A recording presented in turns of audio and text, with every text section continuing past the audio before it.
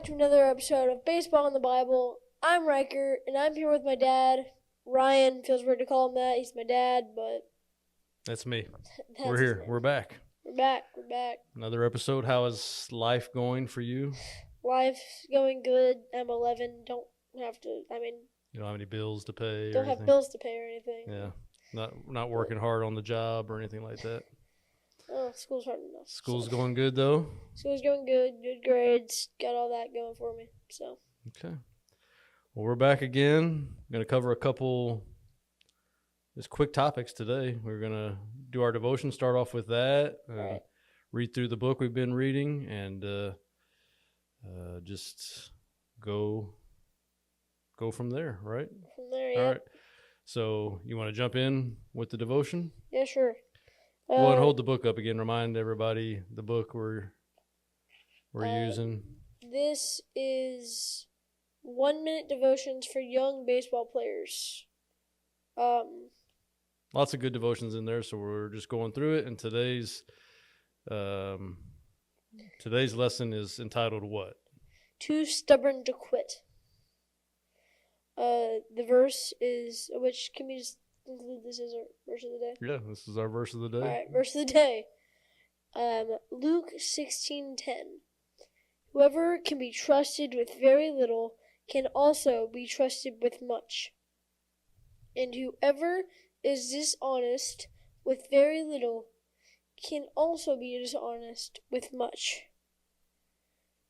All right, read our devotion and enunciate clearly for the world to hear as you read. Okay. And we'll come back to that verse and see what you think about it after we read Got it. this devotion and who it's about. David Eckstein. Yeah, that's right. David Eckstein. David Eckstein didn't arrive at the University of Florida with a scholarship or any recruiting interest. He stood 5'6", skinny as a rail, and looked more like a middle school bat boy than a college baseball player. He had 0 offers out of high school, but he wasn't done chasing the game. In 1994, he tried out as a walk-on at Florida and didn't make the team. Instead of moving on, he continued to show up and ask for a spot until coach finally gave in. That spot was all he needed. Eckstein fought his way into the starting lineup, earned first team all SEC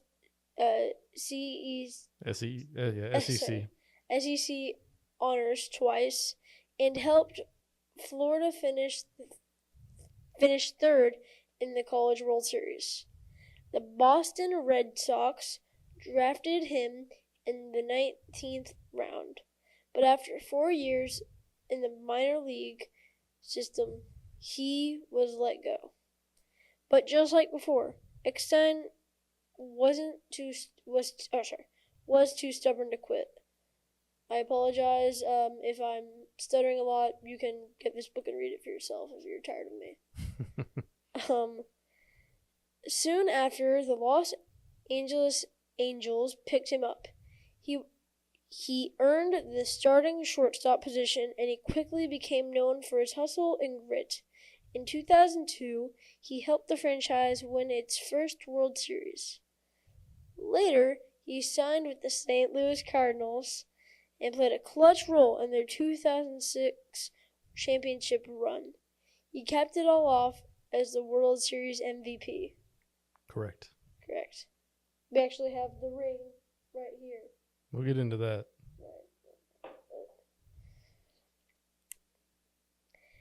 Eckstein didn't wait for a big promotion to take his job. Seriously. He made most of the role and body God gave him, treating both like they mattered. When bigger opportunities rolled around, he was ready. Maybe you're giving your best, but it feels like no one is paying attention. You might be stuck on junior varsity or handling responsibilities no one claps for. Remember, God sees it all. He is watching how you handle the talent and responsibility He's already given you. When you treat those small opportunities with care and excellence, you show how you can be trusted with more. That's it. That's all that one. You don't have to read that. Got it. So going back, reread the verse of the week. Reread that, and then let's talk about that and what you think it means after hearing about David Eckstein. Whoever can be trusted with very little can also be trusted with much. And whoever is dishonest with very little will also be dishonest with much. Luke 16:10. So what do you think that verse means? Just like how David Eckstein didn't he took everything very seriously. No matter how many times he got rejected, he just kept pushing, and he was reliable. He was reliable. Right. Again, we're talking about the scripture here, and he made the most of what God gave him, right? David Eckstein didn't have as much talent as even some of the other players on his, Florida team, or even as he got into the major leagues, he did not have the most talent, but he made the most of the talent, and he maximized his talent. And he continued to work at his talent so that he was ready for the opportunities. And that's really what that verse is saying, is just the Lord gives all of us, we're not even talking sports talent, just all of us different skills, different abilities. And sometimes we can get in the habit we can look at other people and say, well, they're more talented than me. Or I can look and say, I'm more talented than that person. It's really taking what God has given us and maximizing it, and downgrading it, and maximizing it. So you're going to take the what the Lord has given to you, the skills, the talents, and you want to maximize those. You want to make them better. You want to grow them. Okay, and so that's really what that verse is about. And whether it's money, whether it's talent, just the Lord gives us things, and it's our responsibility to take those and do the best we can with them, and not say, well, in David Eckstein's case, I'm only 5'6" and I'm a little guy. I can't hit home runs like the other guys on my team. No, he didn't, and he pushed. And so there's just, when you look at his story, there's no excuses, right? He had a dream, he had a goal, and he worked to it, and he fought to get where he wanted to go. And so it's really an amazing story to think that he had 0 offers out of high school. And baseball is the one sport that sometimes I think you hear this more, because if you can just, it's one of those things that there are certain sports maybe that the measurables matter more, like the height and the weight and the speed. But baseball is one of those sports where the heart and the effort can take you to another level and help you play. Again, you look at him, you look at guys in the league now, you look at Altuve. There's plenty of things where you can say this guy's way smaller than that guy. The measurables don't add up, but yet he's performing. Okay, and so baseball is a sport. It doesn't really matter how big you are, what size you are. You have to have skill. You have to work at your talent, but you have to have an attitude like David Eckstein that says he was too stubborn to quit. So 0 offers, walked on at Florida, became a 2-time SEC, all conference, and then ended up getting drafted. But even then, he got drafted, and you think, okay, you've kind of achieved, and even then, he was kind of stuck, right? Right. But he kept working, kept grinding. And before you know it, he's playing for the Angels. That's where I first remember hearing about him, was on the Angels. Good player there. And then he came over to St. Louis, and he was a key part of that. So you got the ring there. You want to show that. You already showed it once, but that's just the replica ring of the 2006 World Series champions. We got a new baseball here, the 2006 World Series baseball. That was a team, again, in 2004. Cardinals probably had the most talented team, lost in the World Series to the Red Sox. 2005, super talented. 2006, a lot of the same guys, but some things had changed, but yet they brought in that year guys like David Eckstein, like glue guys, heart guys, hustle guys. And that's ultimately, again, maybe not, they weren't as talented as the 2 previous years, but with guys like that, that's how the team was able to win the World Series that year. And he was a key part of that. And so we also have this book here. I'm going to show you. Always, anytime they win the World Series, you have to, get the collector's edition. And so it's all kinds of things in here about that 2006 playoff run, all through the playoffs, played the Tigers in the World Series. But there, and it may be difficult to see, but you look down here in the middle, you can see him. You see him? Yeah. So that's David Eckstein holding up his World Series MVP trophy. He batted .364 that series with 4 RBIs and 3 runs scored. There was only a 5-game series, so he won it pretty quickly. But he was a key part of that whole playoff run, key part of that team. Just a glue guy, hustle guy. But again, that's the kind of attitude that we want to have, whether you're the most talented kid on the team or not. Every player, every athlete, every person watching this, every baseball player can have that kind of mindset where it's like, no matter what, I'm going to give it my all. I'm going to give it my all. Any questions about David Eckstein and his greatness? His greatness. Any questions about the devotional that you read? No. Except, no, not really. Okay. It's a cool story, though, right? Very cool story. Okay. Definitely. Yeah. Definitely. So, anyway, that's him. 2006 World Series MVP, David Eckstein. Yeah. Heart and hustle. St. Louis Cardinals. Read the verse again one more time, Right. and then we'll move on. Transition to the next segment. Whoever can be trusted with very little can also be trusted with much. And whoever is dishonest with very little will also be dishonest with much. Luke 16:10. Yes. Okay. So verse of the week. All right. That's it. We covered that. The only thing we want to do now is just do some baseball stuff, right? Some baseball card stuff, I should say. So we're going to open up a couple packs, do our thing where we learn about a new school player. Then we learn about an old school player. We'll start with new school here. We open up these cards, see what we got. Hope you guys are enjoying the baseball card talk. If nothing else, we are growing our collection while we go through this process. Yep.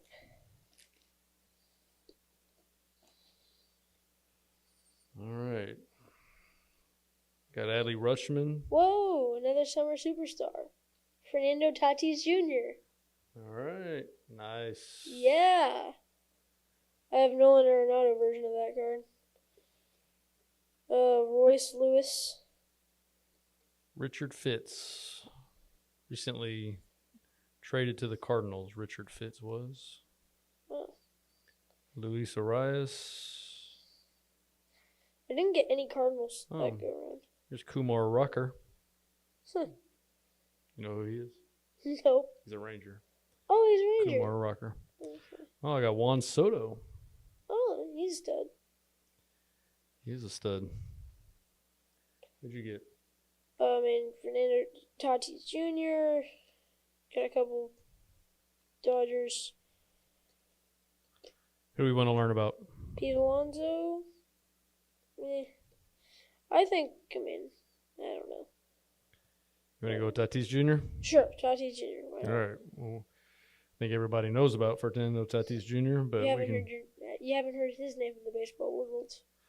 we can read about him real quick. Sure. Fernando Tatis Jr. Hold up your card again.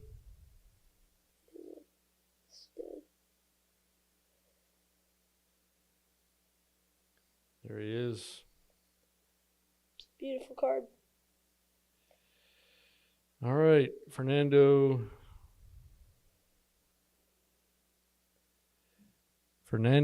Gabriel Tatis, nicknamed Wow. El Nino, is a Dominican professional baseball player for the Padres. He's 26 years old, and let's see, what stats do we want to read about him?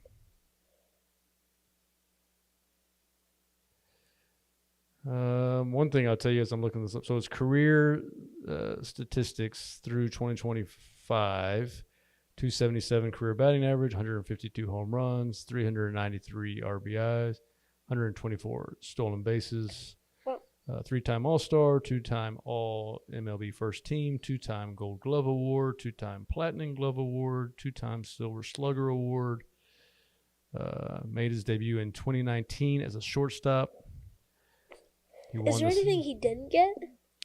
Well, he hasn't won an MVP yet, and a World Series, which would be a big part of what he needs to win.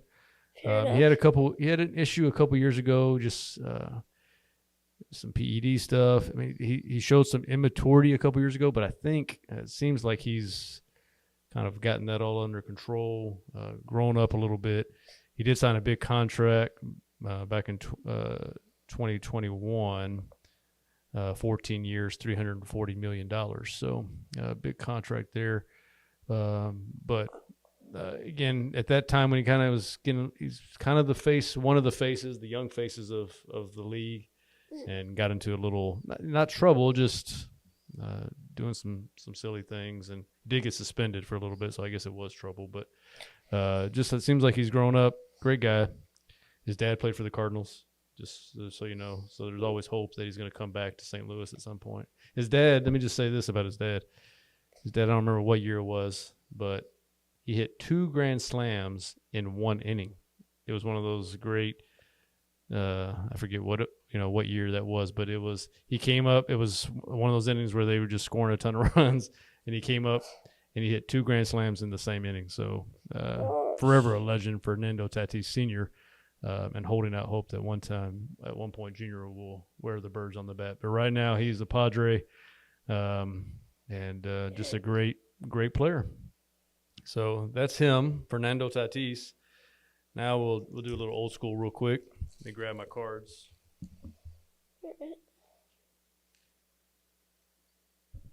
Just grabbed a random stack here.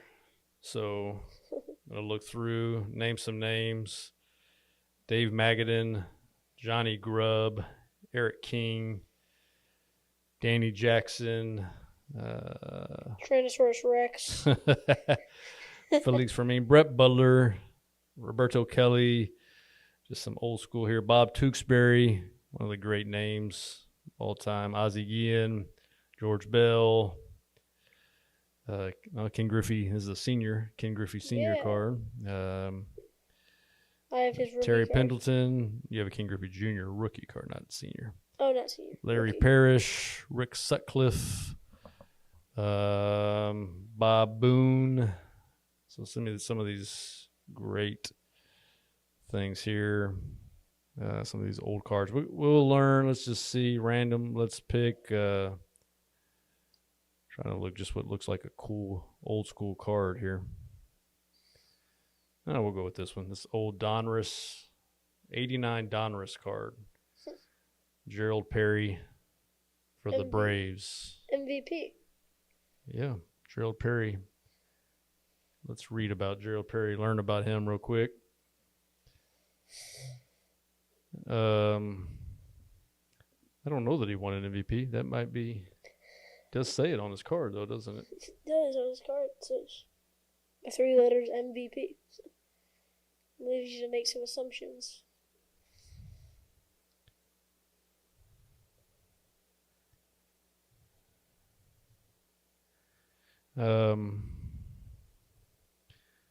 It does. Let me just see here. Gerald Perry.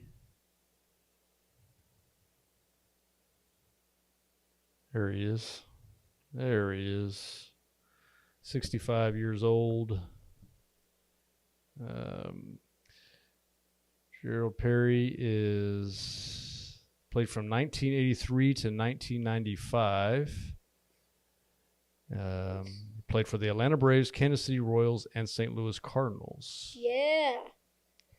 Made his major league debut August 11th, 1983 for the Braves, and wrapped up his career August 24th, 1995 for the Cards. Got to be honest, did not know that. I had forgotten that early 90s team, man, for the Cardinals was pretty rough. And batting average 265, only had 59 career home runs, 396 runs batted in. Did a little coach for the Mariners, the Pirates, the A's, the Cubs. I don't think he was ever the manager, but was coaching there for the A's. Well, He had one All-Star appearance in 1988. okay. So that would be this. So Okay. he was not the MVP, but they put that on there To look for the fact that he was an All-Star. Here, read real quick. I'm going to hand you the card. Read the career highlights because I can't. Okay. It's too close for me. Well, before too close for you, Dad vision. Yeah. No, but before we do, I would want to say, look, no offense to Gerald Perry, but he was clearly disloyal to the Cardinals for him to play with the Cardinals and then coach for the Cubs. Yeah. Well, again, Just you saying. got to get a job. So Fair enough. Career highlights. Had standout 90, sorry, anyway. He had standout 88 seasons, ranking 5th NL in batting. Has led Braves in stolen bases in the past 2 seasons. Split 86 season between the Braves and Richmond. Had 5 RBI in 1 game against the Reds. Hit 300. Hit 300 in 1988. I'm reading that same thing right now. right. He hit 300 again, which is a great thing. Trying to see. They're doing a lot in parentheses. That's why I'm struggling to know what to read and what not to read. All right. I'm trying to read here too. All time in 1993, he tied a St. Louis Cardinals single season club record with 24 pitch hits, and in '95, he became the Cardinals' all-time pitch hit leader with his 70th Cardinal pinch hit. There you go. And we didn't know? Gerald Perry. I did not know that. Wow. Yeah. Well, he didn't really play that much in your. Well, he did. And that was but again, that team, the early '90s, was a forgettable team, unfortunately. Yeah. But good for him. Gerald Perry had a solid career. You know, had one All-Star appearance. Left-handed hitter, threw right. I'm trying to see. I think he was in the outfield, but he may have played first. Does it say on there what position he played? Oh, it says it right there. He was first base. Oh. Yeah, first baseman. All right, that was not smooth, but we made our way through. At all. But we learned about Gerald Perry. So we learned about Gerald Perry today. Played first, nondescript guy, but had a great career.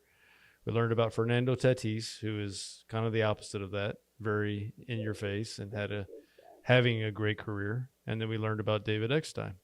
Wow. Who also was not a famous guy, but he had more success than Gerald Perry, and then had the 2006 MVP. And so all 3 of those guys, to bring it home, all 3 of those guys were given talent from the Lord.